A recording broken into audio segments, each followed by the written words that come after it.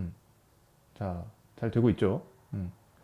자, 그럼 한번 3.1운동 2편 한번 시작을 해보도록 하겠습니다. 근데 나도 되게 긴장돼요. 이거 수업 준비 사실 솔직히 좀 안 하고 하는 거라서 긴장되는데, 지난 시간에, 지난 시간이라, 이거 자꾸 교사 용어 나오는데 미안해요. 지난 시간이 아니라 지난 방송에, 어제 방송에서 우리가 이제 3.1운동의, 3.1운동에 무슨 의미가 있고, 3.1운동이 왜 그렇게 중요하고, 이런 거에 대해서 다뤄봤어요. 그래서 3.1운동이 보통 우리는, 우리 조상님들이 일본 놈, 나쁜 놈들을 상대로 저항했던 그 운동, 그 애국심을 본받자 막 이런 식으로만 조명을 받고 넘어가는데, 그게 좀 아쉽다. 물론 그것도 좋지만 3.1운동이 그렇게 민족주의적인, 우리 민족, 우리나라, 일본 나쁜 놈 이런 생각만 하고 넘어갈 게 아니라, 우리가 민주주의, 우리가 이 소중한 민주주의를 지키기 위해서 앞으로 무엇을 배워야 할 것인가 이런 걸 생각해 보면, 나라에 안 좋은 일이 있거나 나라에 위기가 닥치면 우리가 나라의 주인으로서 직접 다 같이 거리로 나서서 저항하고 직접적으로 우리가 나라를 고치는 사람들이 될 수 있다. 이런 정신을 배워야 된다. 이런 얘기를 했었어요. 그래서 오늘은 2편, 3.1운동 2편. 이건 좀 약간, 내가 어제 그랬죠? 술자리에서 어, 똑똑해 보일 수 있음. 똑똑해 보일 수 있음. 이럴 거면 차라리 메모장을 켜고 할까 씨. 나 판서 너무 부끄러운데. 술자리에서 똑똑해 보일 수 있다. 이걸 좀 얘기를 하면. 그러니까 그런 거야. 3.1운동 얘기하면은 막 친구들, 야씨 일본 놈들 나쁜 놈들 그때 뭐 유관순 누님이 고문을 어느 정도로 견뎌냈었다며 막 이런 건국의 논란 어 헛갈린 건가? 이런 얘기하고 있을 때, 야 그 3.1운동이 그런 거 하지 말고 3.1운동이 왜 일어나는지 그 국제적 배경을 한번 생각해 볼 필요가 있어. 국제적 배경, 세계사적인 의미에서 이 3.1운동은 어느 정도 위치에 있는가, 이런 걸 얘기하면 재밌죠. 근데 너무 그 민족적인 비극을 가십거리로 이용하는 저급 유튜브 막 이렇게 생각할 수도 있는데, 아니 역사를 즐길 수도 있는 거지. 역사가 가십거리면 좀 안 되나? 역사도 즐겁고 재밌는 하나의 학문인데. 물론 뭐 이분들의 희생을 뭐 즐기자, 우리 즐길 거리로 하자는 건 아니고, 배울 건 배우고 어, 국제적인 배경을 알면서 거기서도 또 배울 거 배우고 하면 좋잖아요. 그래서 한번 이거는 그래도 쫄리니까 좀 지우고, 똑똑해 보일 수 있어. 여기까지는 좀 남겨두고 자, 국제적 배경 한번 알아보도록 합시다. 그러니까 여러 가지가 있겠지, 국제적 배경도. 근데 제가 딱 두 가지를 꼽았어요. 그러면서 딱 얘기를 끝냈어요. 뭐다? 1910년대. 3.1운동이 1919년이니까 1910년대 전 세계를 들끓게 한 두 개의 커다란 사건 꼽아본다면 뭐가 있다라고 제 얘기를 했는데, 하나는 뭐 독일, 영국, 프랑스, 미국 뭐 등등등 다 세카이 참여했던, 대전. 그렇죠. 저 제1차 세계대전. 이게 1914에서 19년 뭐 이 정도 있었고요. 그 다음에 1917년에 일어난 러시아 볼셰비키 혁명, 러시아 혁명, 1917년 뭐 이런 일들이 있습니다. 이런 일들이 있어요. 이거에 대해서 설명하면 진짜 분량 조절의 예술이야. 이거에 대해서 제1차 세계대전만 갖고도 5시간 얘기할 수도 있고 이 두 개를 합쳐서 뭐 30분만 해도 끝낼 수도 있는데, 짧은 버전으로 갑시다. 제가 아는 게 그리 많지도 않고 뭐. 자, 제1차 세계대전 무슨 전쟁이냐? 무슨 전쟁이냐? 대략적인 이제 대결 구도는 어, 영국, 프랑스, 러시아, 여기를 연합국이라고 그래요. 연합국. 머시기 황태자 부부가 시발점이던가. 역시 나 지금 채팅창 안 봤는데 이거 어제부터 역사를 많이 알고 있던 김계란이 한 말 같아. 역시 맞구만. 어제부터 모범생이야 아주. 키키키우. 똑똑해. 자, 연합국 이렇게 있고, 여기는 이제 동맹국이라고 있어요. 내가 이렇게 눈을 돌리면 채팅창을 본 거예요. 이렇게 돌리면 어, 칭찬받으니까 나이 먹어도 기분 좋죠. 하계인님 팔로우 감사합니다. 팔로우, 이렇게 뜬금없는 시점에 팔로우 감사합니다. 팔로우가 더 중요하지. 자, 동맹국으로는 어떤 나라들이 있었냐? 동맹국으로는 뭐 그 대표적으로 그냥 다 필요 없어요. 독일만 아세요. 독일만 알고 계세요. 독일 등 이렇게 할게요. 이거 학교 수업이 아니잖아. 칭찬은 오스트리아, 그래도 이탈리아 춤추게 막 이런 거 한다. 알 필요 없어요. 그리고 나중에는 여기에다가 미국까지 추가되는 그런 구도인데, 이렇게 해서 싸웠어요. 싸웠는데, 이걸 어떻게 어디까지 설명할까? 지도를 놓고 보면은 이게 독일이 가운데 있고 독일 중심 세계 대전은 독일 중심으로 이해하면 쉬워. 왜냐면 가장 중간에 있어서 독일 중심으로 이해하면 쉽습니다. 그리고 독일 왼쪽 위에 위에 영국이 있고 완전 서쪽에 프랑스가 있고 이쪽에 러시아 있고 이렇게 있습니다. 그래서 독일은 양면 전쟁을 하는 거예요. 물론 여기 오스트리아 뭐 있고 한데 별로 도움이 안 돼요. 그 둘이 같은 편이고 한데 이렇게 독일은 양면 전쟁을 해야 돼요. 이게 항상 독일의 문제점이야. 그래서 독일이 그런 말 있지 않습니까? 누구나 그럴듯한 계획이 있다. 처맞기 전까지는. 독일도 그럴듯한 계획이 있었어요. 뭐 이른바 슐리펜 계획이라고 하는 그럴듯한 계획이 있었는데 그럴듯한 계획은 캠하면 중복. 바로 뭐였느냐? 중복돼요? 괜찮아요. 채팅창 위쪽이라 상관없을 것 같아. 중복된 뭐였느냐? 그럴듯한 계획은 서쪽으로 가서 프랑스 먼저 밀어버리고 동쪽으로 가서 싸우면 되지. 이거였어요. 왜냐면 러시아를 끝까지 밀 수는 없잖아. 그 시베리아 끝까지 밀 수는 없으니까 서쪽으로 가서 프랑스 먼저 밀지 뭐. 이게 계획이에요. 이게. 이것도 계획이라고 짰어요. 네, 나름 진지했어. 나름 열심히 진지하게 짰어요. 아무튼 이런 계획을 세웠는데 이때 이제 이들이 잘 몰랐던 점은 뭐냐면은 이때 전쟁 양상은 그 얼마 전에 나온 1917이라는 영화 이런 거 보면 잘 나오는데 아니면 넷플릭스에 있는 서부전선 이상 없다라는 영화 봐도 잘 나오고요. 이때 전쟁 형태는 아, 참호전이라고 부릅니다. 참호전. 이렇게 봤어요. 구멍을 파요. 사람이 이렇게 올라갑니다. 자, 그리고 여기에 이제 기관총을 공중전은 가능한데 갖다 놔요. 공중전 전략이 없었다 했나. 공중전? 공중전 이따 얘기 이따가 할게요. 전략도 생기고. 왜 그러냐면 이게 가장 여기에 큰 영향을 미친 무기가 이 기관총이에요. 기관총. 기관총은 뭐 물론 공격 무기로도 볼 수 있지만 FPS 게임 해보신 분들 알 거 아니야. 이렇게 장탄수가 많고 연사력이 좋은 이런 기관총류는 무게가 무겁고 전열보병식 전략. 운영 인력이 좀 필요하죠. 그러니까 기동력이 없지 이런 거는. 이런 기동력이 없고 화력이 좋은 무기는 공격할 때 좋아요, 수비할 때 좋아요. 이런 거는 어떻겠어? 기관총 들고 가서 설치하고 수비요. 쏘는 게 낫겠어? 아니면 설치해놓고 오길 기다리다 쏘는 게 낫겠어? 쏘는 게 낫겠죠. 그래서 이 기관총은 수비할 때 좋아요, 수비. 방어, 수비, 방어, 방어 무기, 아주 획기적인 방어 무기, 기관총이 등장합니다. 근데 이걸 뚫을 방법이 없어요, 아직은. 아직은 1차 세계대전 전까지 이걸 뚫을 방법이 없어. 그럼 어떻게 하느냐? 그럼 전쟁을 해야 되는데, 뭐 방법이 없어요. 우리도 참호파고 들어가요. 우리도 참호파고 들어가서, 여기 똑같이 기관총으로 쪼아요. 그 머리만 내놓고 싸우는 거야. 그러다가 상대편의 참호를 향해서 다 같이 돌격. 그러면은 얘가 막 쏘겠죠.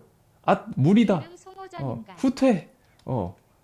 쟤네가 후퇴한다. 지금이 기회다. 돌격. 쟤네가 돌격해온다. 쏘자. 무리다. 후퇴. 반복이에요. 그치? 적극이 방금 말했죠. 레알 소모전. 인간 소모전이야, 인간 소모전. 어서 오세요. 네, 어서 오세요. 역사 컨텐츠라니까 사람들이 잘 오던만, 역시.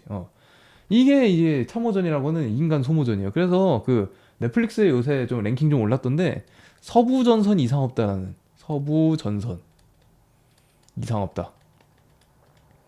이런 영화가 있어요. 이거 소설 원작의 영화인데 이게 왜 그러냐면 좀 스포할게. 근데 스포하지만 그러니까 진짜 중요한 스포일 것 같지만 별로 중요하지 않은 건데 아닌가? 하지 말까? 안 할게요. 스포 안 할게. 사람들이 정말 많이 죽어요. 이 등장인물들이 정말 많이 죽어요. 등장인물들이 정말 많이 죽는데 이 영화에서 근데 제목이 되게 역설적이에요. 제목이 되게 역설적이야.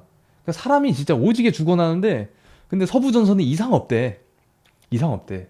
왜냐면은 서로 참호의 위치가 별로 바뀌지 않았거든. 지금 전선의 상태가 어떤가? 이상 없습니다. 우리도 우리 참호 지키고 있고요. 쟤네도 참호 지키고 있어요. 아, 그래? 오케이, 끝. 사령부 입장에서 그거하고 끝이지. 여기 있는 병사들은 매일매일 엄청 많이 죽어요. 이게 제1차 세계대전이었어요. 제1차 세계대전 이렇게. 근데 이거는 독일 입장에서 서부전선 내용이고, 서부전선.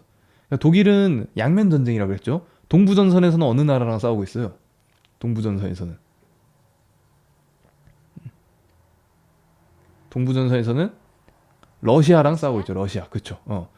독일 기준에서 서쪽이면 영국, 프랑스고 동쪽이면 러시아죠. 그래서 여기 싸우는데 이것도 참호전이 가능했던 이유는 여기 프랑스 북쪽에서부터 여기 유럽 남쪽 지중해까지 여기를 싹 다 참호로 파버렸거든요. 왜냐면 참호의 약점은 옆으로 돌아오면 안 되잖아. 옆으로 돌아서 하면 참호가 포위당하잖아요. 그래서 북쪽 바다에서부터 남쪽 바다까지 다 참호로 팠어요. 근데 러시아 쪽 팔 수 있냐고. 러시아 너무 넓잖아. 그리고 땅 얼어서 이거 삽이나 들어가겠나. 그래서 여기는 좀 보통 전쟁했어요. 보통 전쟁했어. 자, 그래서 이렇게 전쟁이 벌어집니다. 이런 식으로 전쟁이 전개가 되고, 음. 이러다가, 이제 러시아 얘기를 해볼까? 러시아에서는 그 당시에 무슨 일이 있었냐? 러시아에서는 그 황제, 러시아 황제를 짜르라고 불러요. 러시아 말로. 짜르가 다스리는. 교과서엔 차르라고 들어가는데, 짜르가 다스리는 그런 나라였는데, 그냥 다 요약하면은 더럽게 무능했다. 그 1904년에 일본이랑도 전쟁에서 지죠. 일본이랑도 전쟁에서 지고, 아무튼 더럽게 무능했다. 뭐 어느 정도로 무능했냐면은 이건 좀 19세 이상만 검색해 보세요. 그 구글에 라스푸틴이라고 쳐보시면은 이런 거 얘기해도 되나? 이거 18금 방송이니까 괜찮겠죠? 라스푸틴 빨리 지울게요. 구글에 라스푸틴이라고 쳐보면은 그 약간 혐오스러울 수도 있는데 거대한 무언가가 나올 거예요. 거대한 무언가가 아니 왜 이렇게 무서워? 벌써 찾아본 건가? 거대한 무언가가 나옵니다. 이거 뭐 코끼리야 사람이야 싶은 게 뭐 하나 나오는데 그게 이제 라스푸틴은 사람 이름인데 그 러시아의 그 요사스러운 승려, 승려, 종교인인데 안 해도 이거 검색 안 해도 안다고요? 너무 똑똑한데. 교육이라서 상관없다고. 교육 과정이 없는데 굳이 굳이 라스푸틴을 아무튼 아무튼 종교인인데 황후랑 러시아 짜르의 황후랑 바람 나가지고 중요한 신체 일부. 그렇죠. 중요한 신체 일부가 거의 뭐 코끼리의 것을 달고 계셨던 그런 분이 황후와 바람이 나서 그래서 국정을 농단하고 거의 뭐 주권자처럼 행세를 하셨다. 그 정도로 나라가 좀 상태가 좋지 않았다. 그럼 그 코끼리는 왜 아직도 남아 있느냐? 그 기록이 있대요. 이놈 라스푸틴을 죽여가지고 얼어붙은 강물에다 던졌다라는 기록이 있어서 그 강물에서 찾아내가지고 얘를 또 굳이 찾아내가지고 그걸 건져서 그 코끼리를 달고 있다는 소문이 있던데 사실일까? 라고 이제 찾아보니 진짜로 코끼리 코가 있더라. 그래서 그거를 떡하니 박물관에서 전시해놨다라는 내용의 구글 사진이 있었어요. 근데 구글이라 그 신빙성은 없는데 진짜인지 모르겠어. 진짜인지 모르겠어. 아무튼 코끼리를 달고 계신 분이 그 국정을 농단할 정도로 그것 말고도 여러 가지 사건들이 있는데 진짜 러시아가 좀 막장이었습니다. 여러 가지로. 그래서 러시아에서는 혁명을 일으키자. 우리도 좀 짜르 이런 황제 이런 애들 쫓아내고 뭐 민주주의라든지 새로운 정치 체제를 만들어 보자. 우리도 언제까지 이런 군주가 다스리는 국가가 군주가 우리 다스리게 냅둘 것이냐라고 하면서 혁명을 꿈꾸는 사람들이 많아집니다. 근데 이때 세계를 강타했던 이 당시 최신 유행하던 사상이 무엇이냐 하면은 이거 좀 언급이 조심스러울 수 있지만 역사니까 바로 사회주의 사상이에요. 사회주의 사상이에요. 사회주의 사상. 사회주의 사상. 그래서 지금 뭐 선생님 뭐 북한 찬양하시는 겁니까? 뭐 할 수도 있는데 그런 거 아니고 그냥 역사예요. 이런 일이 있었다. 이런 일이 있었다. 사회주의는 이미 한계가 드러난 그런 사상입니다. 지금 저는 이걸 동의하지 않아요. 그냥 이랬었다 하는 건데 코밍테르님과 뭐야? 코민테른 얘기 나와야죠. 뭐야 이거? 화면이 또 왜 이래? 자, 소련 얘기를 이제 시작하려고 하는데 사회주의, 사회주의. 포인트 옵션. 이게 한 번 잘못 나가면 튕기면 설정 다시 해야 돼. 자, 사회주의 이론을 조금 얘기를 해줄까? 사회주의에서 가장 중요한 사람 그 빠마머리 아저씨 있어요. 이렇게 빠마머리 초상화로 유명한 아저씨 있습니다. 혹시 누군지 아나요? 문과들의 모든 문과들은 다 알 거야. 근데 이과는 모를 수도 있어. 문과의 거의 진짜 모든 과목에 다 이 아저씨가 엮여 있어요. 이 아저씨 이름은 이과 몰라. 이과라서 몰라요. 저 화학공학과. 마르크스. 오, 적극 똑똑한데. 칼 마르크스. 이 아저씨가 이제 그 사회주의란 사상이 원래 있었지만 좀 되게 꿈꾸는 것 같은 그런 공상적인 약간 이상적인 사상이었는데 되게 현실적인 사회주의 이론을 만들어내요. 그나마 현실적인. 그러니까 이걸 과학적 사회주의다 하고 지 스스로 이걸 평가했던 그런 걸 만들어냅니다. 아니야. 나 뒤로 갈 거야. 아, 이거 그 PPT로 하는 거 불편하네. 자, 화면이 침범했죠. 음. 자, 그래 아무튼 칼 마르크스. 이 아저씨가 어떻게 할까? 사회를 좀 요약해 보면은 그 세계사에 대해서 쭉 설명합니다. 우리의 역사는 말이야. 역사 발전 이런 단계를 거쳐서 발전을 했어. 막 이러면서 역사 발전 단계를 쭉 설명하는데 이런 식으로 설명해요. 우리 중세, 중세, 마르크스 이론만 보면 어, 중세 이제 그런 뭐 농노제 뭐 이런 것들이 있었고 이제 나중에 어떻게 하냐면 근대 사회가 되면은 좀 진짜 사회가 그런 발전하면은 느낌인데 산업화가 이루어진다. 산업화. 그래서 자본주의 사회가 온다. 우리가 흔히 알죠. 자본주의는 그래도 많이 알죠. 자본주의. 돈으로 뭐 사고 팔고 이런 돈으로 거의 모든 거래가 이루어지고 자본주의 사회가 만들어진다. 네. 근데 이 아저씨는 이제 미래를 예측한 거야. 미래. 이 아저씨 기준의 미래. 미래는 어떻게 될 것이냐. 이 아저씨가 예측했을 때 미래에는 아마 이 자본주의는 돈 많은 놈들, 이 자본가라는 놈들의 탐욕 때문에 결국 쓰러지고 말 거고 그들을 쓰러뜨리는 건 바로 누구냐? 바로 노동자가 될 것이다. 노동자 세력들이 이 자본가를 쓰러뜨리고 새로운 사회주의 국가를 만들 것이다. 사회주의 국가를 만들 것이다. 이 사회주의 국가란 무엇이냐? 자본가와 노동자의 차이를 만드는 건 뭘까요? 왜 자본가는 부자고 노동자는 가난할까? 자본가가 뭘 갖고 있기 때문에 자본가가 부자일까요? 돈이죠. 돈, 그쵸? 흔히 말하는 돈인데 자본가는 뭘 통해서 돈을 벌죠? 어, 자본가는 어디서 돈을 벌죠? 뭐 사람마다 다양하겠지만 사장님은 어떻게 돈을 법니까? 노동자로. 노동자를 갈아 넣어서 돈을 벌고요. 그치? 그러니까 노동자를 갈아 넣을 장소, 사업장 이런 게 있잖아요. 그런 거를 뭐 예를 들면 공장이 될 수도 있고 아니면 뭐 금융. 그치 토지가 될 수도 있고 아니면 뭐 그치 금융이 될 수도 있고 어 돈을 만들 수 있는 수단이 있기 때문에 이 자본가들은 돈을 번다. 그래서 이런 것들을 조금 어려운 말로 하면은 마르크스가 생산수단이라고 해서 생산수단. 생산수단. 생산할 수 있는 수단. 돈을 생산할 수 있는 수단이 있다. 근데 이 생산수단을 특정 인간들이 갖고 있기 때문에 이 자본주의의 모순이 드러난다. 그래서 우리 이 노동자들은 어떻게 해야 되느냐? 자본가들을 때려잡고 이 생산수단을 공평한 집단이 가지도록, 그러니까 개인이 소유할 수 없도록 해야 된다. 그럼 그 공평한 집단은 누구냐? 국가가 소유해야 된다. 국가. 야. 국가. 어. 이게 이제 사회주의 이론이에요. 그래서 많이들 좀 착각하고 있는 게, 북한, 아니면 뭐 이런 사회주의 국가에서는 사유재산이 없어. 이렇게 착각을 합니다. 사유재산이 없어. 사유재산이 뭐냐면 개인이 가지고 있는 재산.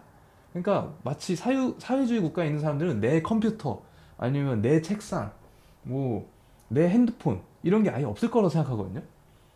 국가가 막 뺏어가면 언제든지 뺏어갈 수 있고 그런 걸로 생각하는데, 아니요. 그건 아니고, 사유재산은 인정돼요. 개인이 가질 수는 있어요. 개인이 가질 수 있는데 생산수단을 개인이 가지는 걸 절대 안 된다고 하는 거예요. 생산수단.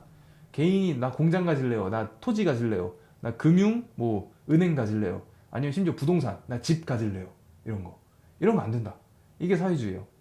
그래서 이런 것들은 국가가 독점하고 그리고 여기에 출근하는 사람들, 노동자가 누가 출근할 것이냐, 그리고 뭐 이 정도 국가에서 생산됐으니까 노동자 1인당 돈을 얼마나 받을 것이냐, 이런 거를 국가가 조절을 하면은 아주 이상적으로 사회가 분배되지 않을까? 누군가가 혼자서 부자가 돼갖고 이걸 다 혼자 독식하고 이렇게 안 되지 않을까라고 하는 그런 꿈의 사상이 나온 거야. 꿈의 사상. 이거 딱 이제 그 당시 공부 좀 한다는 지식인들이 들으면 혹하는 거죠. 자, 근데 이 단계를 굳이 설명한 이유가 있어요. 단계를 굳이 설명한 이유가 있어. 아까 러시아 얘기하고 있었죠, 러시아. 러시아에도 이 혁명을 꿈꾸는, 러시아 들어오서 못 살겠다. 우리도 이 짜르, 이 황제 쫓아내고 혁명해가지고 좀 평등한 세상 만들어보자. 좀 잘 살아보자. 라고 하는데, 거기에도 당연히 사회주의자가 많이 있지. 자, 사회주의자들은 혁명을 준비를 합니다. 근데 이 사람들이 고민이 있는 거야. 사회주의자들의 최대의 고민, 그것은 무엇인가? 우리나라가 지금, 레닌. 어, 우리나라 지금, 그쵸. 레닌도 이 고민을 했을 거야. 1번, 여기 있느냐. 2번, 여기 있느냐. 이게 고민인 거예요. 물론 3번은 아직 오지 않은 미래니까. 그래서 야, 우리 러시아는 지금 중세냐 근대냐? 아니 공장이 있기는 한데 공장이 그렇게 많지도 않은 것 같고 야 농민이 더 많지 않아 우리? 막 이러면서 막 토론을 막 해. 어. 그래서 만약에 결론이 우리는 지금 2번에 있어라고 하면은 혁명을 일으켜서 무슨 정부를 세워야 돼요? 무슨 주의의 정부를 세워야 돼요? 2번에 있었어. 사르가 다스리는 우리 러시아는 2번이야. 그럼 우리는 혁명을 통해서 이 미래 사회, 그렇죠. 사회주의, 사회주의로 나아가야 된다. 이렇게 이런 결론이 나오겠죠. 근데 토론 결과 야 아니야 우리 아직 공장도 많이 없고 자본가도 많이 없고 우리 아직 농민이 더 많아. 우리 아직 중세 쪽에 가깝단 말이야. 그러면은 혁명의 결과 어떤 나라가 만들어져야 돼요? 응. 자본주의 국가가 세워져야 돼요. 이게 마르크스의 이론에 따르면. 그래서 나는 사회주의자인데 자본주의 국가를 만들기 위해서 혁명을 해야 하는 그런 이상한 상황이 오는 거예요. 음. 그래서 이 사람들끼리 키키키요.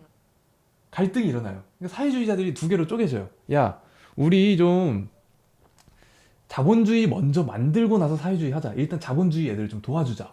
이런 애들이 이제 좀 부드러운 애들. 한 번에 사회를 갑자기 바꾸지 말자. 맨셰비키. 어렵죠, 좀. 러시아 말이라서. 맨셰비키. 그리고, 아니다. 우리 사회주의자 아니냐. 사회주의자. 자본주의 따위 쿨하게 건너뛰고, 이거 언제 혁명하냐. 그때 가서 혁명하려면 못한다. 자본가들이 우리 탄압하고 할 거야. 이제 기회 있을 때 한 번에 해야 돼. 한 번에 사회주의로 건너뛰자. 이게 보이셰비키. 이게 한국말로 하면 얘네가 소수고요. 얘네가 다수래요. 이렇게 이제 사회주의자들이 갈라져요. 이렇게 갈라져. 근데 초반에는 맨셰비키가 이깁니다. 초반에 맨셰비키가 이기고요. 볼셰비키의 지도자인 방금 전에 채팅창에 나온 레닌이라는 아저씨는 저 멀리 스위스로 쫓겨나요. 저 멀리 스위스로 도망갑니다. 자, 아무튼 이런 상황에서 러시아가 이런 상황에서 그래서 막 혁명이 일어나. 낙과망치 아저씨, 낙가망치 아저씨 그때 빡빡이 아저씨 맞습니다. 응. 그래서 이 짜르를 쫓아내요. 짜르를 쫓아내고 그 자본주의 약간 이런 부드러운 정부, 임시 정부가 들어서요. 임시 정부. 근데 혁명에 앞장섰던 뭐 이런 사상가들 사이에서는 이런 싸움을 했겠지만 직접 혁명에서 무기 들고 짜르 궁궐 쳐들어가고 피 흘려가면서 싸운 사람들이 바라는 건 뭐였을까요? 그 사람들 글자도 몰라. 아무것도 몰라. 그 사람들이 혁명 왜 했을까? 왜 따라갔을까? 볼셰비키, 그러니까 아니 뭘 원해서 혁명을 했을까요? 그 사람들은 학교도 다닌 적 없고 글자도 몰라. 먹고 살고 싶어서, 그래요. 그냥 먹고 살고 싶어서. 근데 러시아가 지금 왜 힘들어? 이 사람들을 가장 힘들게 했던 거는 아까 전에 다시 몇 분 전으로 돌아가서 전쟁이에요, 전쟁. 독일과의 전쟁. 1차 세계대전 때문에 너무 힘들어. 그래가지고 이 혁명을 해갖고 새로운 정부가 들어서면 독일이랑 좀 조약 맺고 적당히 전쟁 끝내줬으면 좋겠는데 얘네가 전쟁을 안 끝내요. 전쟁을 안 끝내고 또 약간 이 너무 부드럽고 이 말랑말랑한 이 친구들은 너무 부드러워가지고 막 군대에서 쿠데타 일으키려고 시도하기도 하고 막 개판이야. 난리도 아니야. 그때 또 독일은 뭐 하고 있느냐? 독일 바로 밑에 스위스 있잖아요. 스위스. 스위스에 지금 누구 그 도망가 있다 그랬죠? 아까 빡빡이 아저씨. 볼셰비키 리더 레닌 아저씨 여기 도망가 있었다 그랬죠? 독일이 또 머리를 굴린 거야. 레닌, 그쵸 레닌. 독일 머리를 굴려갖고 이 레닌을 다시 러시아로 돌려보내면 이 양반 성격상 또 혁명 일으키지 않을까? 그래서 지금 이 임시정부가 계속 전쟁하고 있는데 이 레닌이 정권을 잡으면 아마 독일이랑 전쟁을 끝내줄 것 같아.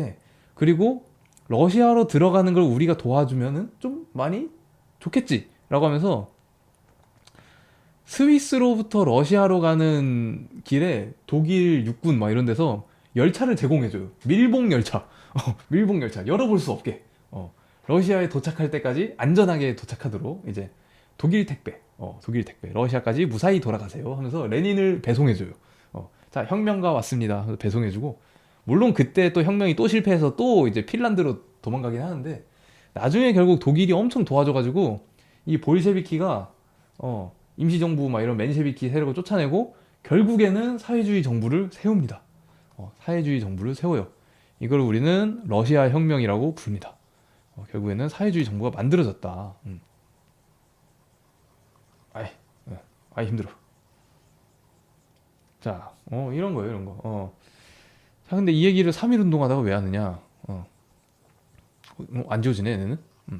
근데 나도 왜 했지? 갑자기 까먹었어. 너 무슨 얘기를 하려고 이걸 얘기를 꺼내기 시작했지? 이야기 주머니에요. 왜 꺼냈지 이걸? 자, 그래요. 맞아. 땀 흘리며 웃는 맞아. 생각났어. 레닌 또 재밌는 거 얘기하자면 레닌이 사람들한테 혁명가로 같이 꼬실 때 내밀었던 구호가 있어, 구호. 그러니까 나는 이 혁명가들은 이 능력이 좋아야 되는 것 같아. 역사상 위대한 혁명가들은 이 한 문장으로 단순하게 자기의 표어를 표현하는 능력. 이게 중요한 것 같아요. 그래서 레닌은 이때 사람들 꼬시려고 딱 한 문장으로 뭐라고 표현을 했느냐. 난 좀 이 말 멋있는 것 같아. 네, 그렇다고 사회주의 찬양하는 거 아닙니다. 그냥 진짜 천재적인 것 같아. 사람들, 뭐 잘 모르는 사람들한테 우리 볼셰비키를 따라 혁명합시다라고 하면서 뭐라고 외쳤냐면, 조국에게 보통은 전쟁 중인 상황에서 무엇을 보통 여기에 들어가 땡땡을 하면 보통 여기 뭐 들어가요? 전쟁 중에는 조국에게 무엇을 보통 전쟁 중이면은 여기다가 영광, 그렇지 조국에게 영광을 조국에게 뭐 승리를 뭐 이런 얘기 하잖아요. 근데 이거 누가 어그로 끌려 이거? 전쟁 중에 뭐 승리하자는 거 너무 당연하잖아. 어그로 안 끌려요. 이런 건 탈락입니다. 이런 건 탈락이에요. 이런 건 혁명가의 자질이 없는 거야 이러면. 레닌은 뭐라고 했냐? 조국에게 패배를 조국에게 패배를 이런 얘기를 합니다. 이거 여기서 말하는 조국은 러시아를 말하는 거예요. 러시아 그 정치인 이름 아닙니다. 그 조국에게 패배를 이런 얘기를 합니다. 헉, 헉, 자, 여기서 러시아, 자기의 조국 러시아에게 패배를 선사하겠다. 이 말 뜻은 뭐냐? 어그로 확 끌리겠지. 뭐야, 쟤 왜 우리 러시아에 왜 패배를 주겠대? 근데 이게 어그로 끌리는 이유는 뭐냐? 여기서 말하는 패배라는 건 나라를 곧 뭐예요? 뒤집겠다. 나라를 뒤집겠다? 전쟁 중에 패배라는 거는 승리건 패배건 어쨌건 전쟁은 어떻게 되는 거예요? 음. 승리건 패배건 전쟁은 그냥 끝나는 거야. 이거는 곧 종전. 이거는 곧 독일에 대한 항복. 나 독일한테 항복할 거야. 나 독일한테 항복하고 전쟁 끝낼 거예요. 이거를 그냥 부드럽게 얘기하는 게 아니라 조국에게 패배를 막 이런 식으로 얘기하는 거야. 그럼 어그로 끌리는 거지. 패배를 좀 기분 나쁘긴 한데 이제 그만하고 싶어. 라는 생각도 좀 들죠. 그래서 이렇게 외쳐서 결국에는 이 혁명에 성공을 하고 독일은 아싸 개꿀 이렇게 생각을 했겠죠. 그때까지만 해도 단기적으로는 좋았지. 다만 장기적으로 봤을 때는 나중에 이 소련 때문에 자기가 그렇게 고생할 줄 몰랐겠죠. 그렇게 도와줬는데. 자, 아무튼 키키키키. 그래가지고 이렇게 해서 사회주의 정부 러시아가 세워지고요. 여기 한번 리셋 한번 하고. 자, 그래서 이제 소련에 대한 얘기를 좀 해볼까 해요. 천천히. 소련에 대한 얘기를 해보면은 이렇게 돼서 왜 소련 얘기가 나왔냐면 1차 세계대전이 그렇게 진행이 됐다. 1차 세계대전이 처음에는 동서로 독일이 싸우고 있었는데 러시아 그렇게 해서 이탈. 그러고 영국과 프랑스는 그럼 어떻게 했어요? 나랑 같은 편에서 싸우고 있던 러시아가 응, 나 혁명 이제 없음. 너희끼리 알아서 싸워봐 하고 독일한테 항복하고 떠났어요. 영국과 프랑스는 그러면은 빡치겠죠. 키키키키키키키키키. 근데 그 전에 러시아에서 잠깐 임시정부라고 그 맨셰비키 애들이 정권 잡았을 때 걔네가 전쟁 그만둘 줄 알았는데 전쟁 계속했다 그랬잖아요. 근데 걔네가 전쟁을 계속한 게 걔네도 바보가 아니라 이유가 있었던 게 영국과 프랑스에서 계속 엄포를 놓았거든. 야, 러시아 니네 전쟁에서 나가려고 한다면서 니네 나가면 우리가 공격한다. 우리가 직접 공격할 거야. 이런 식으로 좀 협박도 하고 그 뒤에서는 일본이 깔짝거리면서 나도 공격할 거임 뭐 이런 식으로 하고 있고 이런 상황이니까 그리고 러시아에서 혁명 세력이라고 해봤자 한 줌이고 대도시에 있는 일부 애들이에요. 그래갖고 야 이거 우리 전쟁 그만뒀다가는 완전 쌈 싸먹히겠는데 이렇게 생각이 드니까 그래서 안 했던 건데 레닌은 진짜 그만둔 거예요. 그랬더니 영국과 프랑스가 진짜 공격을 해요. 진짜 군대를 보내요. 그리고 아까 말했듯이 러시아의 시골에는 아직도 그 이 짜르 우리 아버지 짜르님 이거 그리워하는 사람 많기 때문에 야 사회주의 혁명이 웬 말이냐면서 러시아 정부를 상대로 반기를 드는 그런 군대도 많았고요. 이때를 틈타 우리도 시베리아 한번 먹어보자 하면서 일본이 또 쳐들어옵니다. 일본이 쳐들어왔다기보다는 좀 깔짝깔짝 거려요. 제 생각에는 그 이때 일본군이 러시아에서 막 돌아다니니까 이때 러시아 쪽에서 살고 있던 한국 사람들이 많이 중국 쪽으로 또 이사를 갔대. 그 지금의 뭐 연변 막 이런 데로 러시아 살던 사람들이 이 얘기를 왜 아느냐? 저희 할머니가 그 틈에 타서 중국으로 이사 가신 것 같아요. 이 얘기는 나중에 해줄게요. 자, 아무튼 자, 뭐 이런 구도가 됐어요. 이런 구도가 됐어. 그러다가 이제 뭐 영국과 프랑스 뒤에 미국이라는 세력이 하나 더해지면서 이 미국이 참전한 얘기도 재밌는데 독일이 이제 바다에서 싸울 때 뭔가 그 바다에서 너무 영국한테 쳐발리는 거야. 전력이 상대가 안 돼요. 그래서 어떻게 하면은 우리가 나는 때리고 나는 안 맞음 이걸 할 수 있을까 하다가 신무기를 개발해냅니다. 신무기. 뭐 이렇게 그리면 되나? 흉 어뢰같이 생겼네. 이렇게 그리니까 잠수함. 잠수함을 개발해내요. 잠수함. 그래서 잠수함의 장점 때리고 나는 안 보이고 숨을 수 있다. 단점 나도 못 본다. 나도 누군가를 때리는데 제가 누군지 못 본다. 키키키키키요. 단점이 있죠. 그래서 막 때립니다. 무제한 잠수함 작전이에요. 무제한 잠수함 작전. 이 바다에서 떠 있는데 저게 영국 밴지, 미국 밴지, 독일 밴지 뭐 알게 뭐야. 독일 배는 그래도 자기들끼리 군사 기밀로 작전 어디 나간다 이거 나오니까 독일 배는 아니겠지. 근데 어느 나라 밴지 알게 뭐야. 그냥 배 지나간다고 쏘는 거야 그냥. 그래가지고 막 그 미국 상선, 뭐 루시타니아호라고 하는 미국 상선을 쐈다가 미국 사람들 많이 죽고 그러면서 미국이 참전을 하죠. 그렇죠. 유보트. 예. 그래가지고 미국이 하면서 밸런스 깨졌어요. 이 싸움의 밸런스는 깨졌습니다. 그래서 결국에는 이 연합국 이쪽이 승리를 하고요. 독일은 졌어요. 음. 자, 이런 상황이에요. 지금 말하려는 거는 3.1운동의 국제적 배경이에요. 이게 지금부터 시작입니다. 지금부터 시작이에요. 1919년 이때는 어떤 상황이었냐? 제1차 세계대전이 끝났어요. 독일의 정부가 무너지고 독일에도 혁명이 일어나고 막 그러면서 전쟁이 끝났어요. 영국과 프랑스 그리고 미국은 독일에 대한 감정이 어떨까요? 독일에 대한 감정이 어떨까? 이제 전쟁이 끝났어. 여기서 사망한 사람이 1,000만 명, 다친 사람이 2천만인가 그래요. 물론 독일도 합쳐서 안 좋죠. 복수하고 싶죠.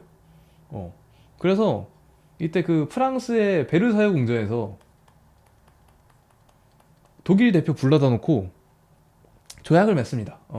베르사유 강화 조약 이런 걸 맺는데 그래서 이때 국제 질서를 베르사유 체제라고 불러요.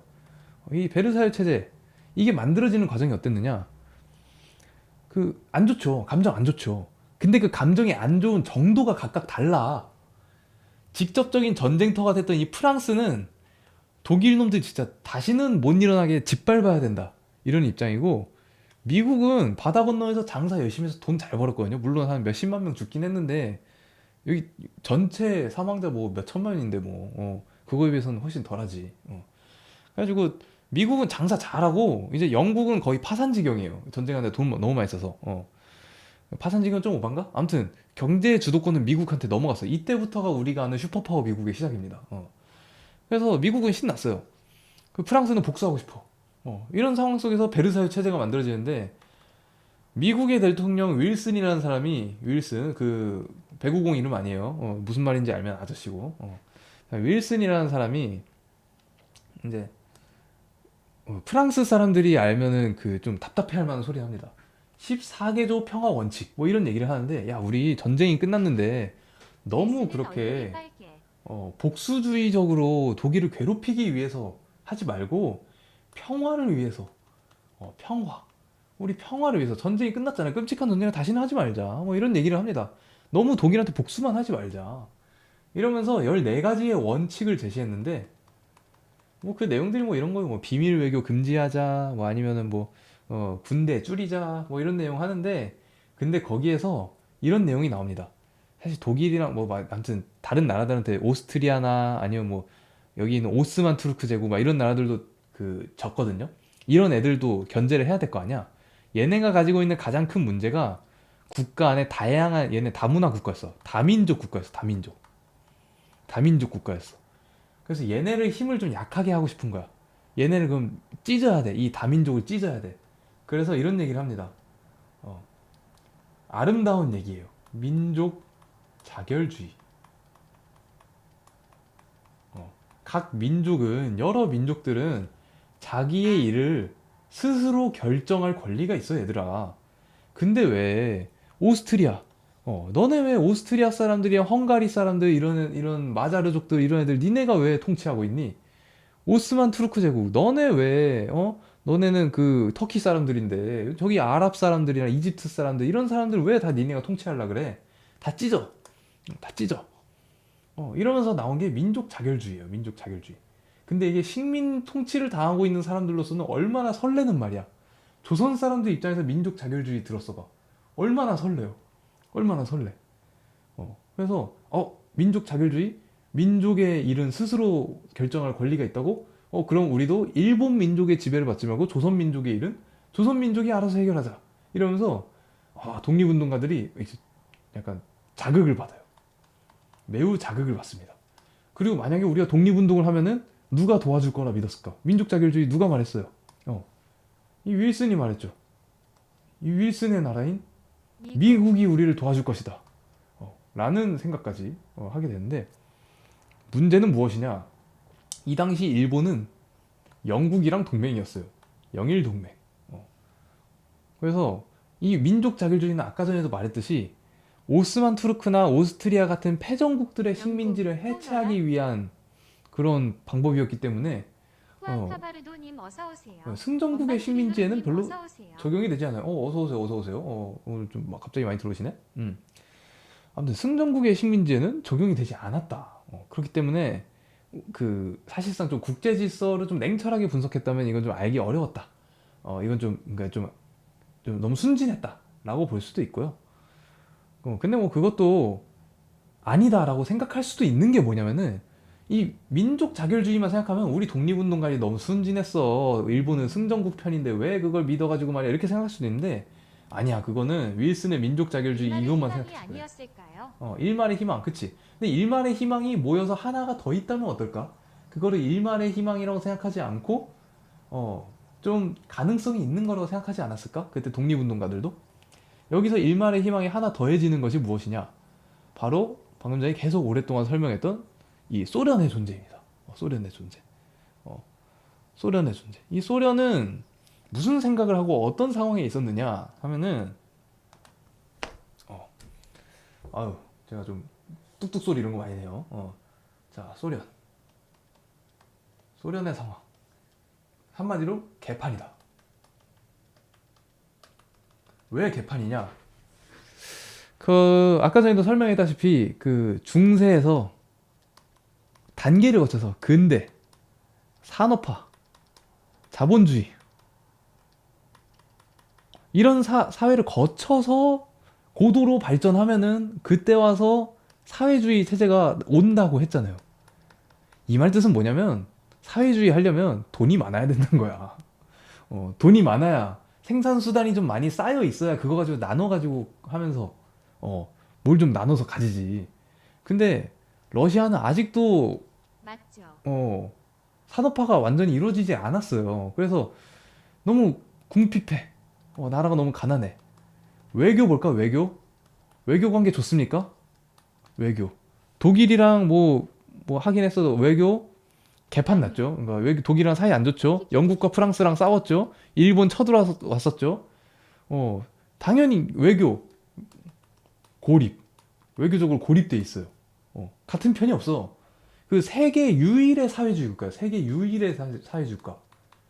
나머지 국가는 다 자본주의야.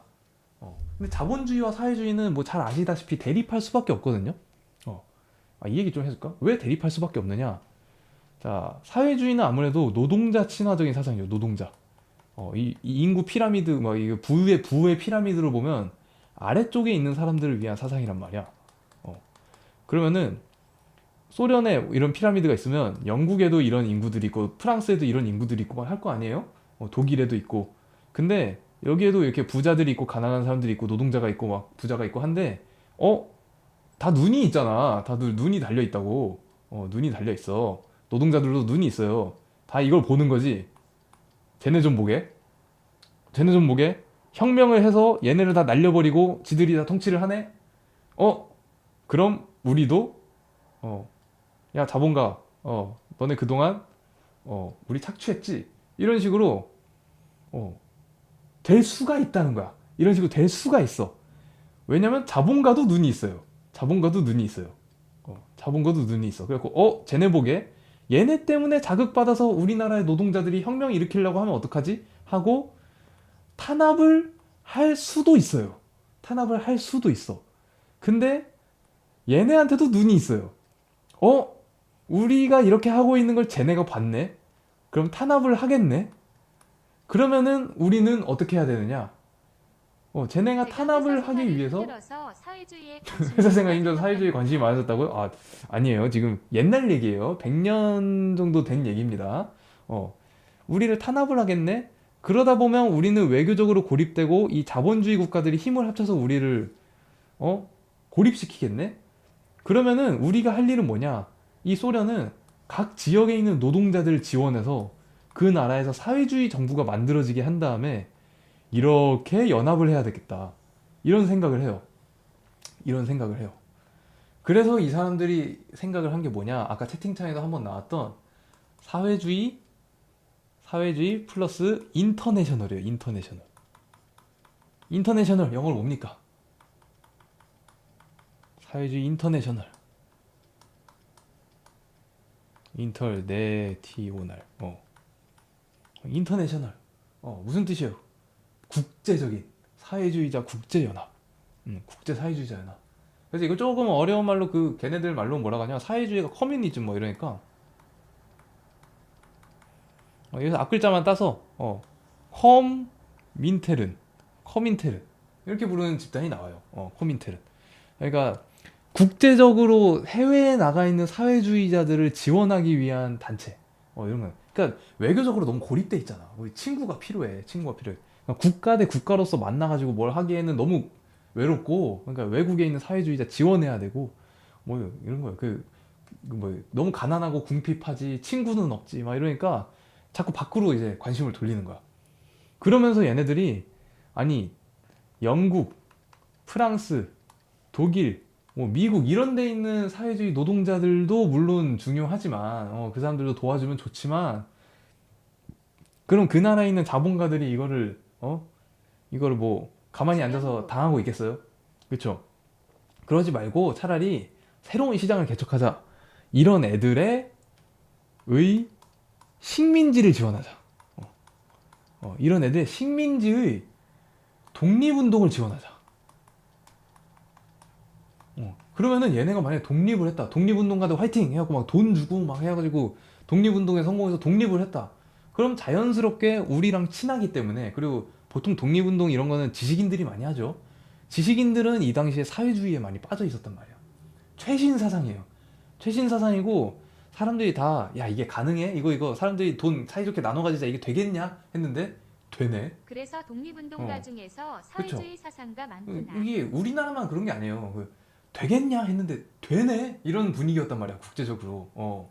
러시아가 하네. 돈도 주네. 그럼 우리 독립운동 해갖고 빨리 독립해서 우리도 사회주의 국가 만들자.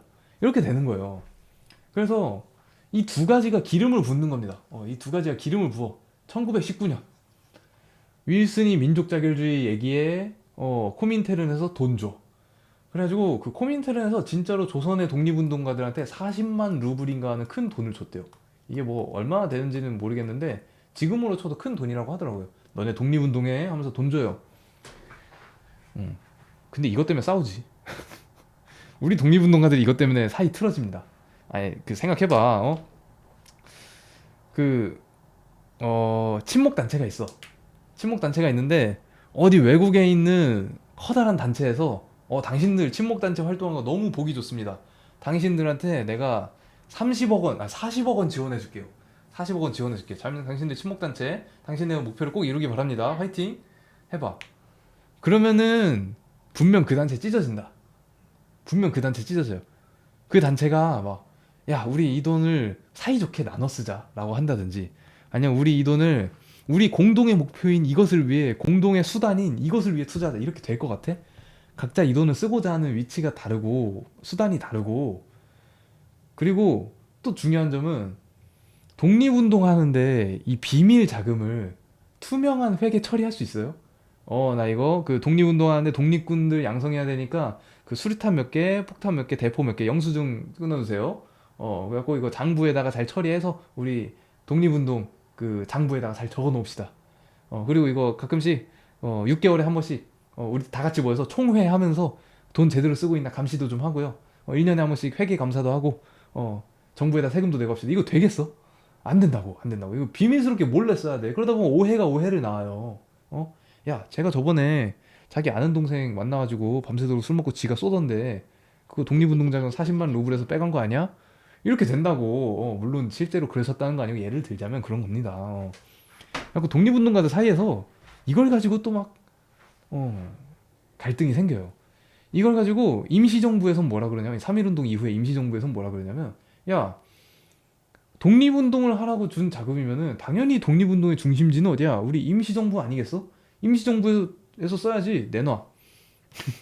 그럼 임시정부 안에 있는 사회주의자들은 야, 이거는 사회주의자가 사회주의자 대 사회주의자로서 준 건데 왜 이거를 사회주의자도 아닌 그냥 독립운동 세력인 니네가 가져가려고 그러느냐?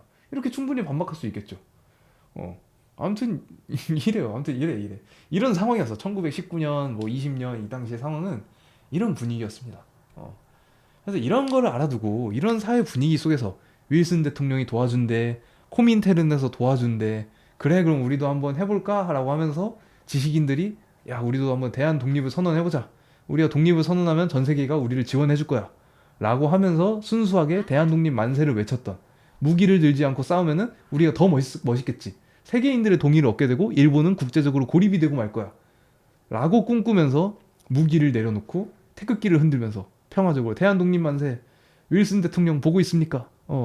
코민테른의 지도자 트로츠키 보고 있나요? 하면서 대한 독립 만세를 외쳤던 그런 사건이 바로 이 3.1 운동이다. 이렇게 얘기하면 다시 처음으로 돌아가면 술자리에서 똑똑해 보일 수 있다. 술자리에서 똑똑해 보일 수 있다. 아니, 술자리에서 출처 물어보겠냐? 야, 너 그 책 그거 어느 책에서 봤어? 너 그거 어느 논문에서 읽었어? 하면은 술자리에서 안 그런다고. 술자리에서 야, 그럼 너 그거 어디서 알았냐? 그럼 너 그런 거 책 읽어 요새? 하면은 야, 내가 요즘 재밌게 보는 트위치 방송이 있는데 너 이제 핸드폰 꺼내봐. 핸드폰 꺼내 보면은 핸드폰에 그 트위치 들어가봐. 야, 리안님 계약 축하 감사드립니다. 트위치에 들어가서 퇴 선생 검색해. 그래갖고 팔로우 이렇게 꾹 눌러. 이분이 이런 얘기 해줬어. 너도 나중에 이분 방송 잘 보면은 너 딴 데 가서 이런 거 얘기해줄 수 있어. 이분 국경일마다 이런 얘기 해준다. 역사적으로 중요한 날마다 이렇게 특강해준다. 호기심의 뒤를 이어가는 요즘 대세라니까. 넌 내가 좀 부담스러워. 내 입으로 말하지 않겠습니다. 절대 나 그걸 바라는 건 아닌데. 자, 아무튼 이분은 양지야. 이렇게 얘기해 또. 이분은 양지야. 욕 안 해. 욕 안 해. 교사라서 욕을 못 해. 욕을 할 수가 없어. 이런 얘기를 하면서 이제 영업을 좀 해주시면 좋겠다. 그러면은 똑똑해 보이면서 영업까지 할 수 있는 아주 좋은 방법이 있습니다. 자, 내가 지금 계속 이거 열강을 한다고 참석자 인원을 못 봤는데. 뭐 사람들이 많이 들어오셨네. 남은 말이 생물 공부하면서 들을 때 남은 말이 돈 들어가면 사회주의자들끼리 싸운대. 아니, 아니 뭐 비슷하긴 한데, 비슷하긴 한데, 그래요. 뭐 비슷한 말을 했습니다. 예. 생물 정보하기 어려워서리.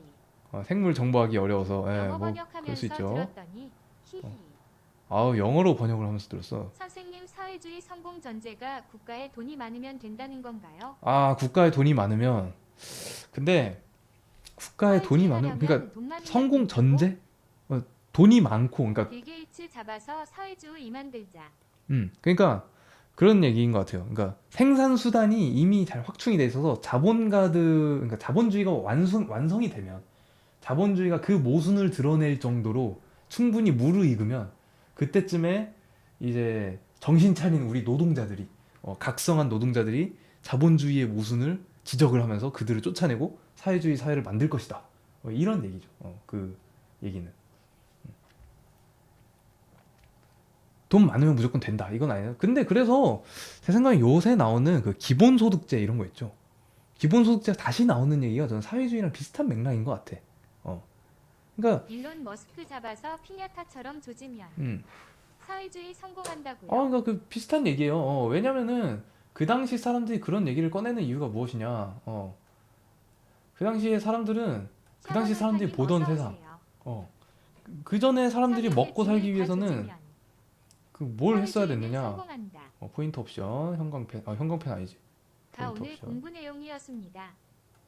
사회주의 성공, 헤이, 헤이, 땅땅땅 안 돼요, 안 돼요. 그러니까 사회주의가 성공하려면 이 사람들은 빨간색 그냥 쓸게. 물음표. 사회주의가 성공하려면 그 일단 생산 수단이 많아야 뭐 이렇게 확충돼 있어야 된다 막 이런 얘기를 하는데 이 사람들이 봐왔던 거 뭐 예를 들면 뭐 바느질 해갖고 옷 만들던 시대에서 갑자기 공장에 굴뚝이 막 모락모락 나고 나면은 옷이 막 쏟아져 나오는 그런 세상을 봤단 말이야. 사회주의는 성공한다.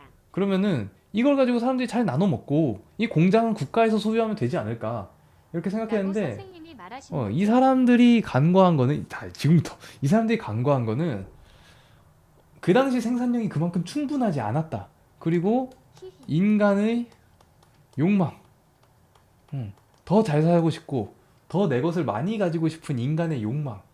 그리고 또 하나는 국가는 중립적이고 잘 통치할 거라는 믿음. 인간의 욕망에 타락하지 않을 거라는 그 믿음. 그 믿음이 완전히 틀렸다. 전제부터가 완전히 틀렸다. 그래서 사회주의 국가들이 다 무너질 때 보면 하나같이 등장하는 게 독재, 부패. 공산당의 독재와 부패. 이런 것들이 다 원인이 돼가지고 결국에는 무너지는데 큰 원인이 되잖아요. 결국에 무너지잖아요. 그래서 이걸 건너뛰었던 게, 인간의 욕망을 건너뛰었던 게. 그래서 이것도 나름 그 레닌도 이거에 대해서 대책을 마련하려고 집단 지도 체제를 해야 된다. 집단 지도. 그러니까 한 사람이 독재를 하는 게 아니라 집단적으로 이제 그 집단 지성을 활용을 해서 서로 견제도 하면서 그러면서 당을 이끌어 나가야지. 그래가지고 우리가 인간의 욕망에 이렇게 잡아먹히지 않고 타락하지 않을 수 있다라고 했는데 이런 집단 지도 체제를 꿈꿨던 레닌의 꿈은 어느 한 그 독재자에 의해서 물거품이 되고 박살이 나죠. 개박살이 나죠. 아무튼 이걸 극복 막 했고 그래서 요즘에 나오는 키읔.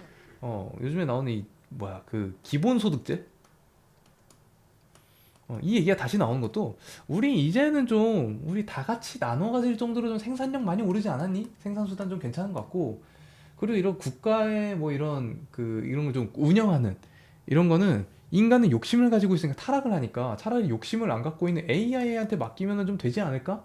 좀 이런 맥락인 것 같아요. 우리 사회주의가 이런 것 때문에 실패했는데 이런 거 AI한테 욕망 없으니까 시키고 우리 생산력도 지금 된 것 같으니까 조금씩 해보자. 근데 이름을 사회주의라고 하면 이걸 누가 지지하겠어? 누가 지지하겠어? 그러니까 이제 기본소득제 이런 식으로 뭐 이름 바꿔서 얘기 나오는 거 아닌가? 저는 그렇게 생각이 조금 들어요. 조금 들어. 제가 뭐 정치에 대해서 뭘 알겠습니까? 경제에 대해서 뭘 알겠습니까? 아무것도 모르지만 그냥 좀 생각이 든다. 이런 거고. 뭔 얘기하다 여기까지 갔냐? 오늘 3.1운동 얘기하다가 3.1운동이 어떻게 3.1운동 얘기하면 술자리에서 좀 있어 보이나 얘기하다가 여기까지 멀리 갔습니다. 멀리 갔다 왔어요. 오늘 좀 많이 들어와 주셨네요. 많이 들어와 주셔서 감사합니다. 용기를 내서 좀 채팅을 쳐보세요. 여러분. 보신가? 실제 사람은 얼마 안 되나? 리안님 아까 들어오셨는데 그 방송 후기 얘기하려다가 방송 때 노래 부르는 거 잘 듣고 있습니다. 그래서 가끔 나 무슨 생각이 드냐면 나도 트위치에 있는 다른 스트리머처럼 그림을 띄워놓고 방송을 할까? 내 얼굴 시청자 말고 수가 적은 걸 보면 그런 생각도 할 때가 있어요. 시청자 수가 보다가 적은 다시 거. 나가신 게 아닌가. 그렇죠. 역사 얘기하면은 역사 뇌절하면 다 나가는데 오늘은 참을 수 없었다. 오늘은 역사 뇌절을 참을 수 없었다. 한번 시작하면 한국사 얘기하다가 세계사로 빠지는 것만큼 재밌는 게 없어. 역사 내절에도 적게 커플은 남아있다고. 그럼요. 적게 커플 항상 이 채널을 지켜주는 적게란 발음이 비슷하네요. 반대로 해볼까? 개적도 좀 이상한데. 그냥 붉은 닭 같은 느낌인데 적게 커플. 근데 진짜로 붉을 적자에 닭겠자네. 계적도 뭔가 이상해요. 키키키. 거적대기 같잖아. 자, 우리 붉은 닭 커플. 이런 뭔가 있어 보이지. 되게 뭐랄까. 근데 닭은 원래 건 어떻게 하셨나요? 적 흑이니까 붉을 적이 검을 흑이겠지. 빨간 닭 빨갱이. 근데 닭은 원래 빨개요. 적게 커플, 붉은 닭 커플. 닭은 원래 빨갛지만 있어 보입니다. 자, 내 사진 하나 어디 갔지? 내 사진 하나 보여드리려고 찾아볼게요. 그 내 얼굴을 일러스트화한 게 하나 있어요. 그 AI 돌려가지고. 어머야 왜 벌써 11시 반이지? 어, 시간 못 볼 뻔했다. 알려줘서 고마워요. 오늘치 복습했더니 시간이 큰일 날 뻔했네. 오늘 내가 교원 개인 미디어 복무 지침을 어길 뻔했어요. 어라 시간 내 모르고. 시간 어디 갔지? 음. 그래도 이게 시간이 방송을 보더니 시간이 잘 간다는 뜻으로 혼자 받아들이겠습니다. 물론 그 뜻은 아니고 공부하다 보니까 시간 갔다는 뜻이겠죠. 아 근데 잠깐만, 대학생이 이게 다 복습을 한다고? 교수들이 첫날부터 수업하고 숙제 져서 그래. 교수들은 원래 수업하고 숙제 주는 분들이에요. 근데 그걸 안 하는 게 대학생이지. 그걸 하고 있단 말이야? 첫날엔 안 해야죠. 쉬. 그쵸. 첫날엔, 그치. 첫날에는 좀 안 하긴 하지. 어. 그, 학점평이 2점대예요? 좀 심했다. 좀 심했다. 점대라서 회복해야 해요. 이제 좀 하세요. 그래서 복습 중 네. 해요. 이제 좀 하세요. 그동안 안 하고 뭐 했어? 그동안 안 하고 뭐 했어? 이건 좀 해야 돼, 이제. 안 하고 놀아도 요즘 대학생들은 뭐 하고 동아리 놉니까? 생활 재밌다. 동아리 생활하고 놀았어. 근데 코로나 때라서 동아리 생활 거의 안 하지 않았어요? 요즘 대학생들은? 술 먹고 놀았는데 술 먹고 놀았어요? 그 방역 수칙을 모조리 어겨가며 술 먹고 노셨구나. 근데 하긴 대학생은 좀 술 먹고 놀아야 돼. 술자리에서 방금 전에 저는 말한 19살부터 이런 얘기 열심히 하면서 일했는데 해야지. 코로나 전에 19학번은 1학년이었어요. 코로나 전에 19학번에 1학년이었다. 그치. 1학년 때 좀 놀았다. 19살부터 열심히 일했다고요? 그럼 직장에서 직장에서 술을 마셨겠네. 그렇죠. 직장에 다닌다고 술을 안 마시진 않지 않습니까? 약간 술자리의 느낌이 다르지. 파릇파릇한 대학생 술자리와 술은 이제 혼자 마셨어요. 아저씨들과 함께 아이고 술을 혼자 마셨어요. 순간 숙연해지는 장내의 분위기. 회식은 어떻게든 피해야죠. 네, 맞습니다. 그 외에 회식은 피하는 게 모여서 이득이죠. 복근으로 포도할 수는 애니 선배가 틀어져서 같이 봐도. 애니 이름이 뭐더라? 이지트 댄스 말고는 기억이 안 나. 복근으로 포도알 쏘는 거? 그 혹시 그 혼자 구슬 동자 얘기하는 거 채팅 아니에요? 너무한 것 같아요. 혼자 채팅 세줄 너무. 일기장은 노트에 부탁해요. 이지트 댄스 쳐봐요. 이지 투 댄스? 그 애니에요. 그래요? 제가 나 사진 찾던 것만 한번 마저 찾아보고요. 휴지통에 들어갔나? 사진이?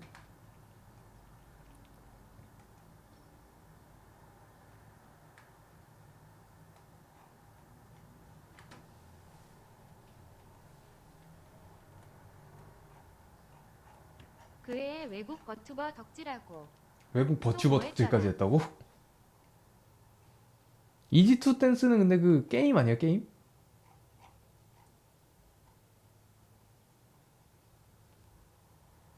옛날에 오락실 가면 있었던 게임 같은데? 저는 보드게임 모으는 게 취미였는데 보드 올라온 게임. 선배가 3번씩이나 틀어져서 처음부터 다 봐도. 나는 방금 선배가 3번씩이나 틀어줘서 이거를 선배랑 사이가 틀어졌다는 줄 알고 혹시 그 선배가 전 남친입니까? 라고 물어보려고 그랬는데. 동아리에서 연애 안 했습니까? 여기서 말하기 좀 그런가?